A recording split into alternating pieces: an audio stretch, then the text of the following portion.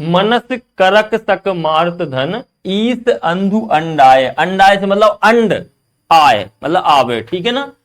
पद से वे ही पर रूप के, मतलब ये जो पद हैं वो किसके हैं, पर रूप के हैं। साथ में कौन सा पद भी, सिबेही पद भी, इसमें भी जो है पर रूप संधि है। कछु लागत कछु पाए, इन पदों में जो है संधि कुछ और देखने में कुछ और लगती है, लेकिन वार्तिक की वजह से इनमें संधि कौन सी होती है, पर रूप संधि होती है। जैसे हम देखें यहां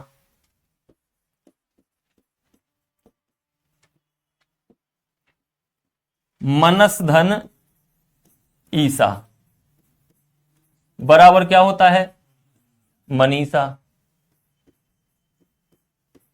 अब यहां ऊपर के में व्यंजन संधि, फिर यहां हमने लिख दिया कर्क धन अंधु, क्या लिख दिया, कर्क धन अंधु बराबर हो गया करकंधु। अब यहां क्या होना चाहिए, आप बोलो क्या होना चाहिए यहां पे, यहां तो दीर्घ होना चाहिए, करकांधु होना चाहिए, क्या होना चाहिए, दीर्घ, और यहां व्यंजन होना चाहिए। तो यहां दीर्घ और ये अपवाद है, वही सकधन क्या है, अंधु। तो उन्हें निश्चित कर दिया ना, केवल इन्हीं पदों के साथ ये निश्चित कर दिया ना उन्होंने, तो बराबर क्या बनेगा, सकंधु।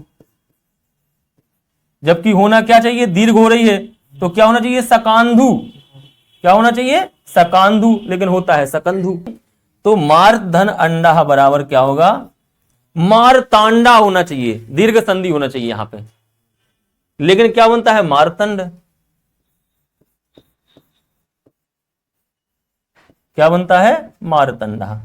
अब समझिए आप यहां कि इन तीन पदों में जो है दीर्घ संधि हो रही है, लेकिन वार्तिक की वजह से जो है यहां क्या करनी पड़ी अपन को, पर रूप संधि। भाई जो बाद में है उसी को बनाए दे रहे हैं, ये जो यहां पूर्व में जो है उसको क्या बना दिया है, बाद वाले जैसा। यहां जो पूर्व में आ है उसको भी बाद जैसा, यहां भी आ है उसको भी बाद के जैसा।